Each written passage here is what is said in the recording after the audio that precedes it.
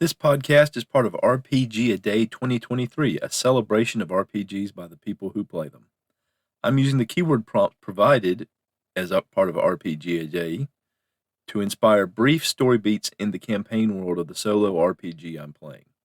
These will be very short, and I will also be grouping them in batches of 10 to release throughout the month and as one big podcast at the end of August. So they can be listened to every day or in smaller amounts or even in one sitting. For more about RPGaDay or my campaign, stay tuned after the story or check the show notes. Day 25.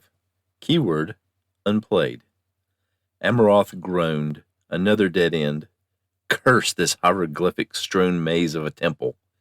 He'd lost track of how long he'd been wandering its corridors and chambers, but he knew 22 was the number of his retinue killed by the dangers lurking within, and 12 was the number who had abandoned the expedition to return to the surface.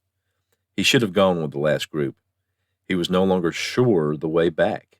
Even with the provisions gathered from the corpses of his former party members, he could only last so long. He turned to backtrack and froze as a stone tile on the floor depressed with a click. A series of runes and pictures on the wall lit up. Wait! He knew this sequence. He fumbled for his journal, and then he touched a series of the glyphs. The wall behind him opened, and he entered a vast chamber of pipes. At its center, the fabled organ of Heward. Yes! After all this time, the great artifact stood before him. Dust and webs indicated it was untouched for unknown ages. He eagerly moved towards it.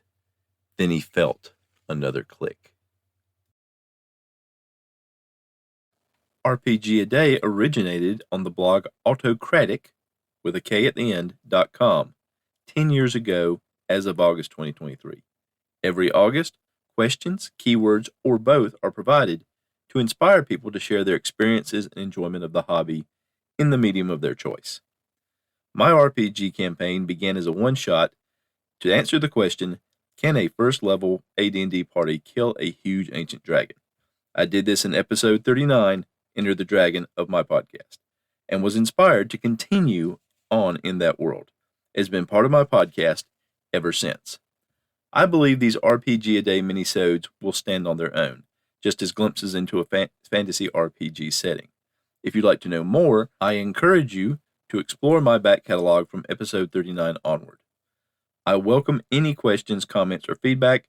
My contact information is in the show notes, and I will also go over those ways of contacting me now. Thank you for listening to Phantom Thoughts. I would love to hear your feedback. You don't have to be part of the show. If you want to contact me and let me know, hey, these are for your eyes only. I just wanted to give you thoughts, ideas, response, and it's really for your eyes or ears only. That's absolutely fine. I'd love to hear from you either way. So just let me know when you contact me. Just, I don't want to be part of the show. There are lots of different ways you can contact me. You can send me an email at phantomthoughtspodcast@gmail.com. And that can be a regular email, or you can attach an audio file to it. You can use the message button on my podcast site on podcasters.spotify.com/pod/show/phantom thoughts. You can contact me via my Google Voice number, 864-209-1441. You can contact me via SpeakPipe at www.speakpipe.com/phantom thoughts. You can contact me on Discord, The Pink Phantom. All this contact information is listed in the show notes of every episode. And thank you for those who call in. Thank you for those who don't call in. I appreciate you listening and hope you'll listen again next time. Until then, I hope you have a great day.